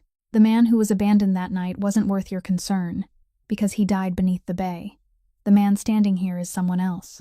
She opened her mouth, but no sound emerged, because at that moment, the prosecutor stepped onto the platform and read the charges clearly. Conspiracy to commit murder, fraud, and embezzlement, while 2 federal agents moved to either side of her. There was no struggle and no screaming. Odette Corvino was escorted down from the presiding platform, on the very stage she had built for her coronation. She passed her husband without daring to meet his eyes, and walked between 2 rows of cameras recording every step. It was orderly enough to feel chilling. Not one drop of blood was spilled, exactly as the dead man had promised the people who saved his life. But while the hall was still reeling, Emmett slipped quickly from the technical corridor and came to Abel's side. The old security chief didn't wear the expression of a man who had just won a battle. He leaned close and lowered his voice so only Abel could hear. "Young master, there is a problem. The surveillance team outside has reported that Vane's convoy isn't heading for the airport or the harbor. It is moving toward the hospital." Abel didn't have time to ask which hospital before a freezing sensation raced along his spine and answered the question for him. That morning, according to the doctor's schedule, Tessa had taken Ruth to the hospital to wait for her heart surgery. Then Emmett gave the explanation that made everything even worse. The old harbor surveillance files compiled by Odette's security team contained a note about a night shift waitress and her grandmother with heart disease. Those files had once been shared throughout the alliance. Odette was now in handcuffs. Corbin had changed sides, and the only man left alive who still possessed that file was sitting inside the vehicle racing toward the hospital. Shabo left the hall through the technical passage the moment Emmett finished speaking. The old security chief's car tore across the city at a speed that sent traffic scattering at the sound of its horn. And throughout the entire journey, Abel sat in silence with both hands clenched tightly over his knees, because he understood the old serpent better than anyone. Hollis Vane never acted out of anger. He acted from calculation, and the fact that he had chosen the hospital instead of the airport meant he still had one final game to play. And the pieces he had chosen were 2 people with no connection to the underworld, an elderly woman with a failing heart, and the granddaughter who had taken her to the hospital that morning. But when Abel passed through the glass doors of the cardiology department, the scene before him wasn't what he had prepared himself to see. There was no chaos, no open threat, and not a single visible bodyguard. The waiting area remained quiet beneath its white lights, and in the row of chairs at the center of the lobby, Hollis Vane sat like a gentleman visiting an acquaintance. His silver hair was swept back without a single strand out of place. His overcoat lay neatly folded across his lap. 2 lawyers sat beside him, clutching leather briefcases. 3 paper cups of coffee still gave off steam on the table before them, and he had even purchased a 4th, placed on the chair opposite him, as though awaiting an appointment arranged long ago. When he saw Abel, he didn't rise. He merely tilted his head toward the empty chair and the coffee, speaking in the gentle voice of a kindly grandfather. "Mr. Corvino, congratulations on returning from the dead. Magnificent work. Sit down. Let us speak like civilized men. This is a hospital, a place where people come to heal, not to hurt one another." Abel didn't sit. He remained standing, and Vane calmly began as though reading from a contract already prepared. He said, "You won a major game today. I admire that. But you haven't won the entire board. A federal case is still only paperwork, and paperwork can be withdrawn, supplemented, or interpreted differently. My lawyers are very skilled at such things, so I am offering you one final price. Have Katz withdraw the part of the case involving me, only my part.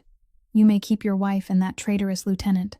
In return, I will leave the United States forever, tonight, and carry my old age far away. And..." He lifted the coffee and took a sip, his eyes narrowing behind the steam. "I give you my word on the honor of 40 years that I will never touch the people you have recently come to love, that kind young waitress, or the old woman waiting for surgery in the last room down the corridor. An elderly heart is very fragile, Mr. Corvino. One small shock can become a serious matter, and this city is full of unexpected noises." Every word was soft as velvet and foul as a blade left soaking in water, a threat that contained no threatening word for the law to seize upon. The two lawyers remained still, like statues capable of taking minutes. Abel looked at the old serpent and did the very thing Vane had used all his life to defeat others. He pretended to yield. He pulled out the chair and sat down slowly, lifted the coffee but didn't drink, and spoke in the voice of a man weighing his options. You know that withdrawing a federal case can't be done with a single phone call. I need guarantees. I need time. I need to know how you intend to leave, what will happen to your assets, and where you plan to go. Each question was released at an unhurried pace, every second purchased through Vane's own game, because before leaving the car, Abel had already given Emmett the coded signal. He knew that on the floor below, the old security chief was leading federal agents upward through the stairwell, avoiding every lobby camera Vane's people might be watching. Vane answered each question with patience and confidence, the serpent believing it was tightening itself around its prey, until a voice came from the corridor and stopped the entire negotiation. It wasn't the voice of a man or an agent. It was the voice of a young woman. You are Hollis Vane, aren't you? Tessa stood there in her old coat, still holding Ruth's hospital admission papers. She had been standing around the bend in the corridor long enough to hear what she needed, and now she stepped forward with her back straight, her clear eyes fixed upon the old serpent without blinking. Vane turned toward her, assessed her for one brief second, then offered a polite smile. Young lady, we haven't met, Tessa said. No, but you knew my parents. Her voice wasn't loud, yet every word seemed to carry through the waiting room. My father worked in cutting. My mother worked in sewing. They worked at the factory you bought cheaply 15 years ago before collecting the insurance money after it burned. My name is Tessa Kane. I am the daughter of 2 workers on the list of victims whose families your company paid just enough to purchase coffins. I am the plaintiff in the lawsuit against you. For the first time during the entire meeting, Vane set down his coffee.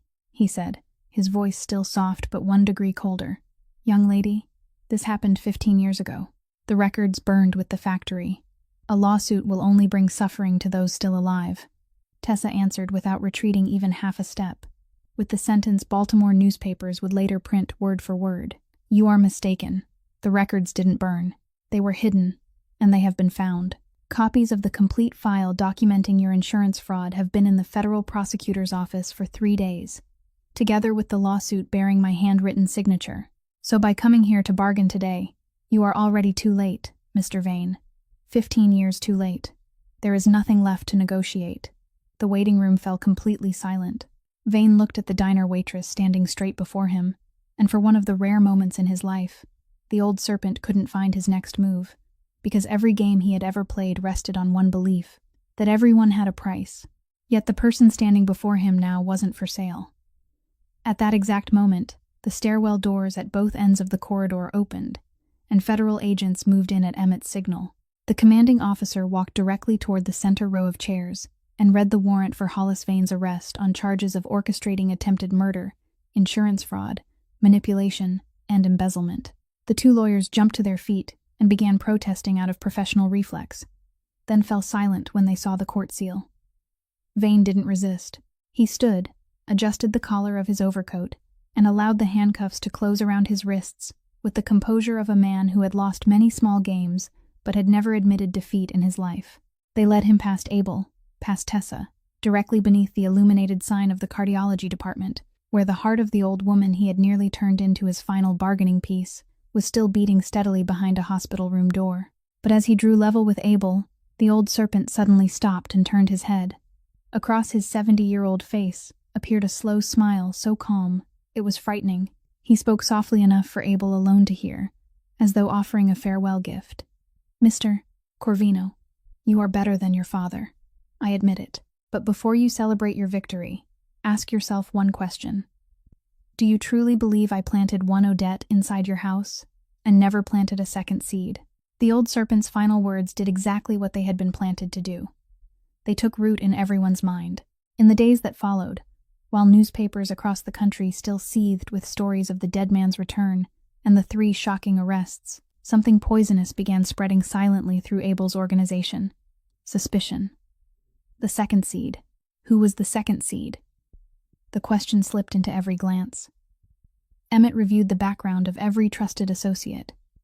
Old subordinates watched one another over their shoulders. Then the first traces appeared, and they appeared with an ease that was suspicious in itself. An unusual consulting fee had been transferred into the account of Miriam Katz's law office from a shell company tied to Vane's network. The transfer had been made during the week before the rainy night. There was also an old appointment recorded in a hotel reception ledger, showing that she had once met for lunch with an attorney who had represented Vane. Emmett placed the documents on the table before Abel, with the expression of a man who had been struck in the face. "Young master, I don't want to believe it, but the evidence points in only one direction." That night, Abel sat alone for a long time before the papers and realized he was standing exactly where Vane wanted him to stand, doubting the woman who had protected the Corvino family's legal interests for 3 generations. The woman who had just helped him overturn the entire board. If he ordered a secret investigation behind her back, then even if she proved innocent, the trust between them would die, and the empire would begin devouring itself from within, exactly as the old serpent desired from behind prison bars. So Abel chose his own way, a way he had rarely used during his life as a kingpin, and one that 3 weeks inside a poor apartment had taught him again. He asked directly. The following morning, he went to Miriam's office, placed the papers on her desk, and said, "I haven't come to accuse you. I have come to ask. Read these and tell me the truth, because I would rather hear an ugly truth from your mouth than hear something comforting from an investigation conducted behind your back." Miriam put on her glasses and read every page without changing expression. Then she gave a dry laugh, the laugh of someone recognizing the handwriting of an old opponent. She said, "This fee was transferred to my office, but we returned it immediately and preserved the formal letter of refusal. Here is the file. As for that lunch, it was a mediation meeting in an unrelated dispute. Here are the minutes. That old man scattered money and traces the way a farmer scatters seed, all so you would suspect me. But Abel," she removed her glasses, "the fact that he worked so hard to point you toward me makes me think the real seed must be hidden somewhere he doesn't want us to look. Let me search the place I have never completely searched in all my years, your father's archives." 3 days later, Miriam returned to the warehouse carrying a dust-covered box of documents and wearing the expression of someone who had just unearthed the body of a buried mine. She spread a bundle of yellowed contracts across the table, documents from the transaction 15 years earlier, the very deal Vane had used to swallow half of Sal Corvino's fortune. Then she pointed to a clause buried quietly in an appendix, written in legal language twisted like rope, the kind ordinary people would skim past as routine procedure. "The second seed isn't a person," she said. "It is this piece of paper. A cross-collateralization clause Vane planted 15 years ago and left sleeping inside the archives. It states that if any current member of Corvino Holdings' executive board is convicted of a criminal offense, his shell company has the right to seize part of the harbor assets to preserve an old obligation. It remained dormant for 15 years because no member of the Corvino family had ever been convicted. And now," Miriam looked at Abel, "the person who will activate it isn't you. It is Odette. She served as acting head of the company. She was a current executive board member at the time of the crime. Her coming conviction will automatically unlock this clause. Do you understand the irony? Even from behind bars, her betrayal can still bite your family's empire one more time." The younger attorneys in Miriam's office proposed every possible escape, challenged the clause as invalid, delay the litigation for 10 years, but Abel listened to all of them and shook his head. He said, 15 years ago, my father lost because he tried to keep everything. I won't lose the same way. Cut it away. Separate every asset tied to the clause. Divest it publicly and legally. Let him seize the part of the harbor that is already dead on paper, and no serpent will be able to cling to the clean body of the company again." When Ruth, now recovering after her surgery, heard Tessa explain that decision, the old woman only nodded and said, "That is right. Cut away the rotting flesh to save the person. Everyone at the harbor understands that. What is the use of saving property if you lose the people?" That spring, Baltimore followed the trials as though watching a public operation performed on the body of the city. Hollis Vane received the heaviest sentence. The combined charges of orchestrating attempted murder, insurance fraud, manipulation, and embezzlement added up to a term that, at his age, meant life. His hidden financial empire was confiscated layer by layer. People who had feared him for 40 years lined up one after another to testify against him in order to save themselves. The old garment factory fire case was reopened, and during that trial, there came a moment that silenced the entire courtroom.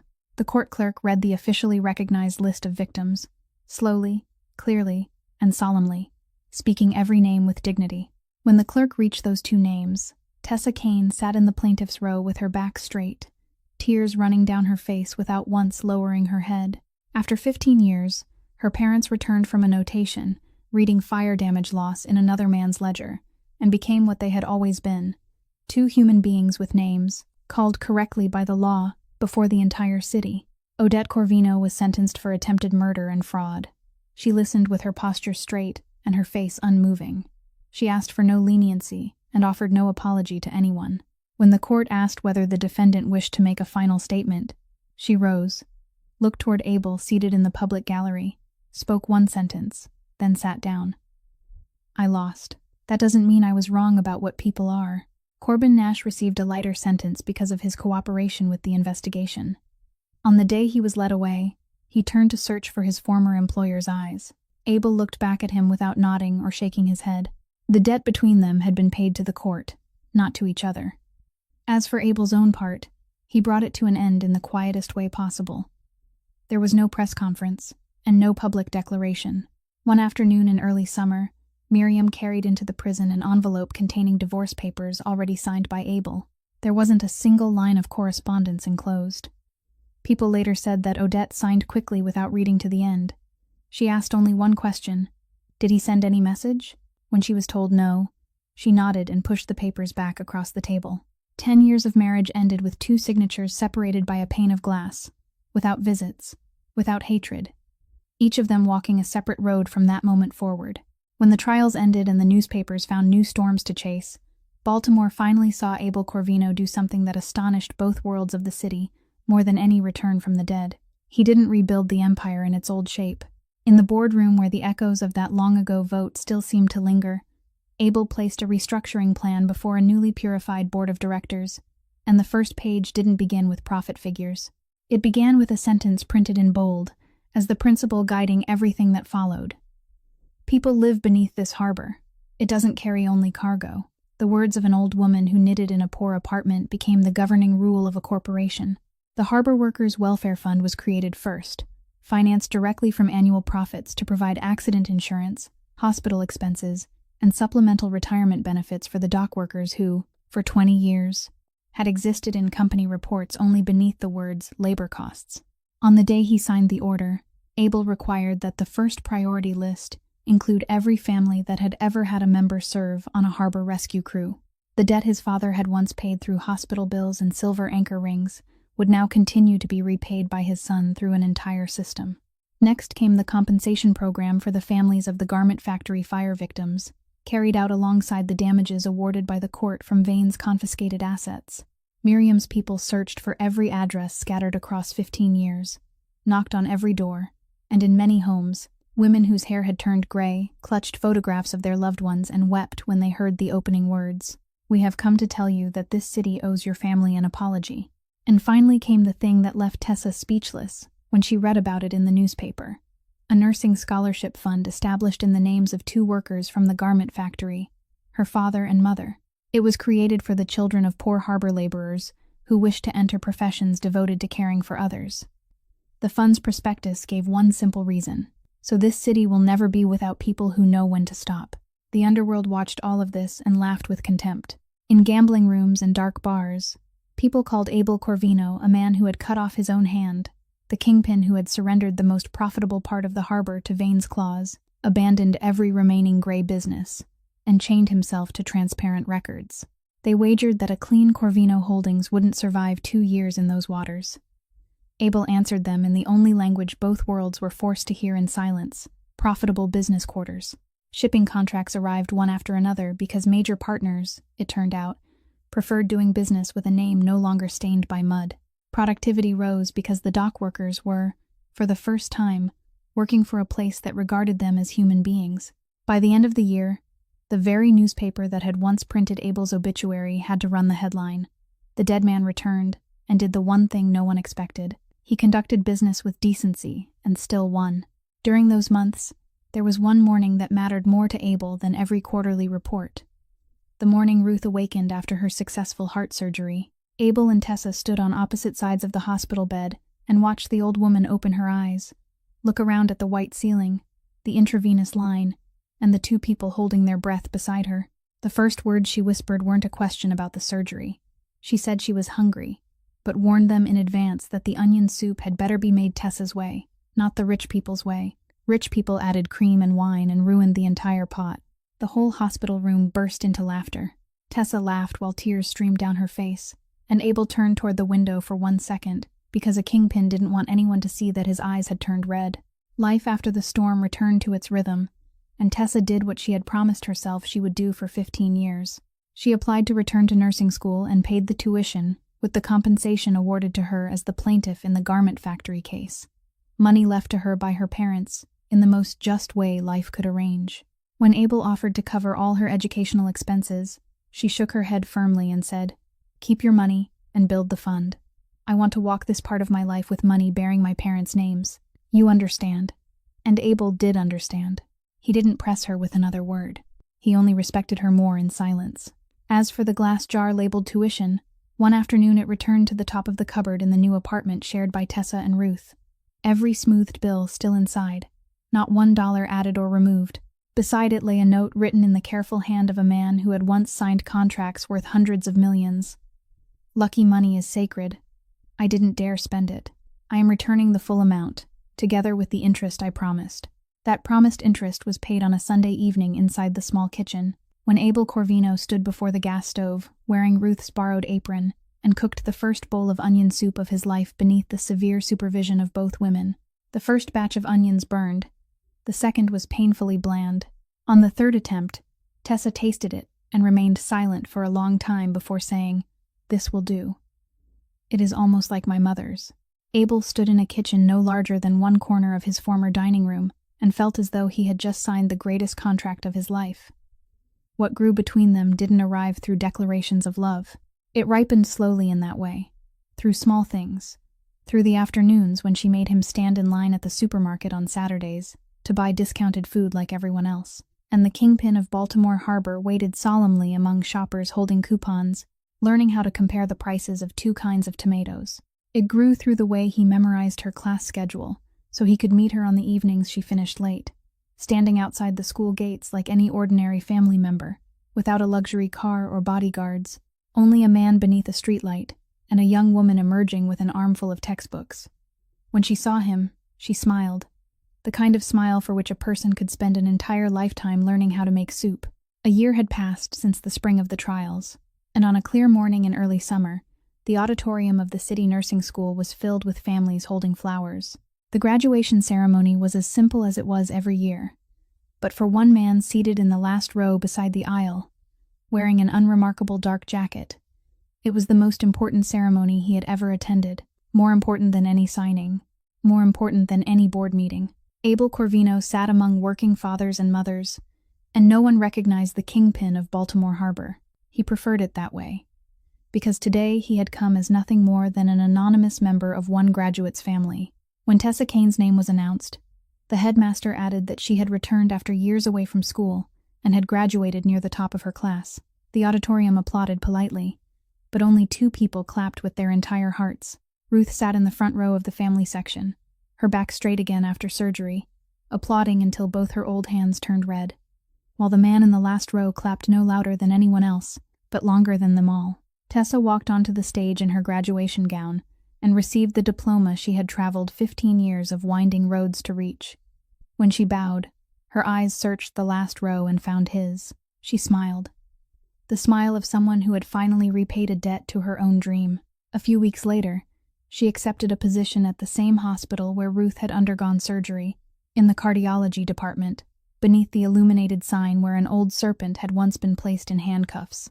On her first day wearing a nurse's uniform and walking through that waiting area, Tessa paused for 1 second and looked toward the row of chairs in the center of the lobby, then continued forward, because she understood that the most beautiful way to erase a painful memory from a place was to cover it with many acts of kindness. From that day on, every shift she worked there would belong to someone who knew when to stop beside the people who needed her most.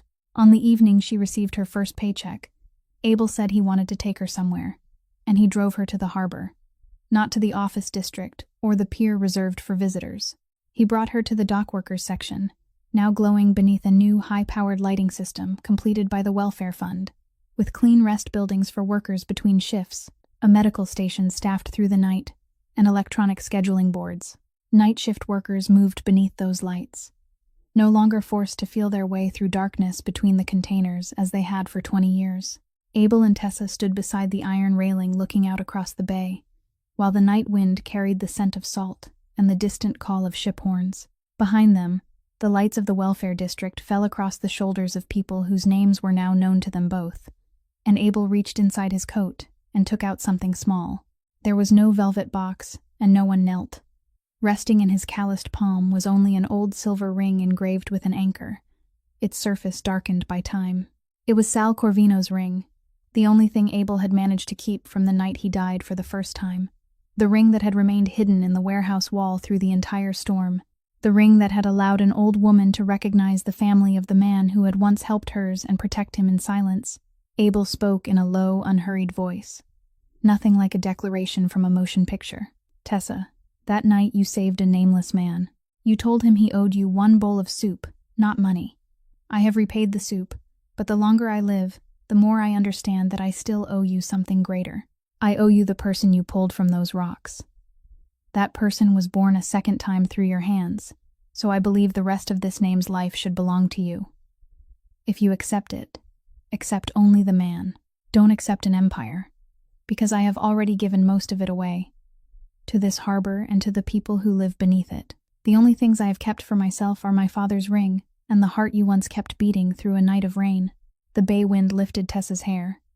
She looked at the silver ring in his hand for a long time, then did something that left Abel motionless. She didn't reach out to accept it.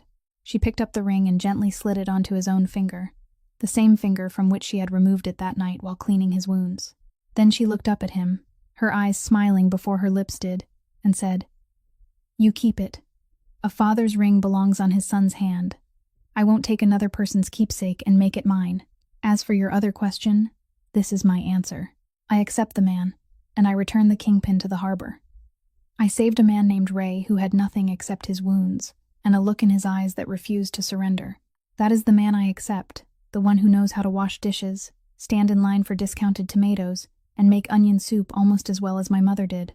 That man is very poor, but I am already accustomed to taking care of people." She burst into laughter before she could finish, and the clear sound of it traveled across the dark bay. Abel looked at the laughing woman before him and felt his father's ring grow warm around his finger, like a nod sent from very far away. The man who had once ruled an entire world through fear suddenly understood that he had just been given the greatest power he had ever possessed, to be seen by someone who knew everything he had once been, everything he had lost, and still chose the human part that remained. He said nothing more. He only reached out his hand, and Tessa placed hers inside it. The hand that had pulled him from the black water now rested securely in his beneath the warm yellow lights of the harbor. Two people from different worlds stood side by side in the place where they both belonged, with the night sky above them, and beneath them the water that had once demanded a life, only to be denied by a bowl of onion soup. From that night forward, the dock workers section gained another story, one repeated through countless night shifts, that the great owner of the harbor had proposed without a diamond ring, and the woman who accepted him hadn't needed one either. 2 years later, on an autumn evening, the grand ballroom of a hotel overlooking Baltimore Bay was once again glowing with light for a gala. This time, it marked the 2nd anniversary of the Harbor Workers Welfare Fund, and among the guests were not only business people, but dock workers, dressed in the finest clothes they owned. A young reporter managed to make his way to Abel Corvino and ask the question the entire city had wondered about for years. "Sir, people say that in this very ballroom, your former wife once declared before everyone that if you left her that day, she wouldn't care. After everything that happened, what do you think of those words now?" The corner of the ballroom fell silent as everyone waited. Abel, holding a glass of water instead of wine, only smiled faintly and answered in the calm voice of a man who had passed through both death and betrayal. "She said that if I left her, she wouldn't care, and she was right. The person who deserved to be cared about was never the one sitting on the throne.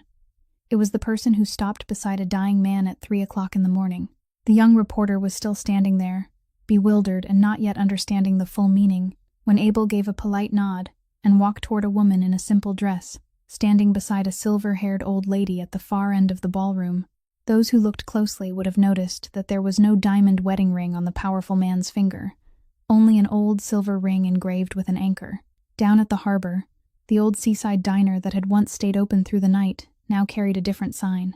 It had become a welfare kitchen, serving night shift workers and anyone who had missed a meal. The onion soup was still prepared, according to the same recipe a mother had taught her daughter when she was 9 years old. The recipe that had once saved a life and now warmed hundreds of stomachs every night. Tessa still came to cook there every weekend after her shifts at the hospital, while Ruth, healthy and clear-minded, sat behind the register with a small tin box and charged each person exactly $1 symbolic. Whenever someone asked why they didn't simply give the meals away for free, the old woman smiled with her toothless grin and explained, "We charge $1 so people won't feel ashamed. Poor people have their pride too. Paying $1 allows them to eat as guests, not as beggars." This harbor has been teaching me that for 60 years. Our story comes to an end there, beside the steaming pot of onion soup and the warm yellow lights of the docks. But perhaps what it leaves behind will remain with each of us, that the most painful betrayal in this world doesn't come from an enemy. It comes from the person to whom we gave our complete trust. Yet, it is also when we lose everything, when we no longer have a name, power, or anything left to offer, that we finally learn who came to us for the person we are, rather than for what we possess. That true wealth isn't found in what we hold tightly in our hands, but in what we are brave enough to release at the right moment, like a man who dared to let go of an entire empire in order to preserve the human part of himself, only to discover that he had never been richer, and that the kindness of a poor person at 3 o'clock in the morning, a pair of hands willing to stop, and a hot bowl of onion soup can save what an entire empire could never purchase, a human being. If you have stayed with us until this final moment of the story, we would like to ask you which scene will remain in your heart the longest. Was it the 2-word message? "Is it done?" glowing on the telephone screen during the rainy night? Was it the bowl of onion soup inside the cramped apartment? Or was it the moment the dead man walked through the great doors in the middle of the merger ceremony? Please write what you truly felt in the comments below, because for storytellers like us, every sincere line you share is more valuable than any praise, and perhaps your words will reach someone who needs help believing again. If this story has given you something, please like the video, subscribe to our channel, and turn on notifications so you won't miss the compelling videos delivered to you each day. And don't forget to share this story with your family and friends, especially anyone who needs to believe that kindness has never been meaningless in this life. Finally, we wish you and your family lasting health, a joyful life, and peaceful, contented days. Thank you for spending your time with us throughout this long journey today. Goodbye for now, and we look forward to seeing you again in the next video.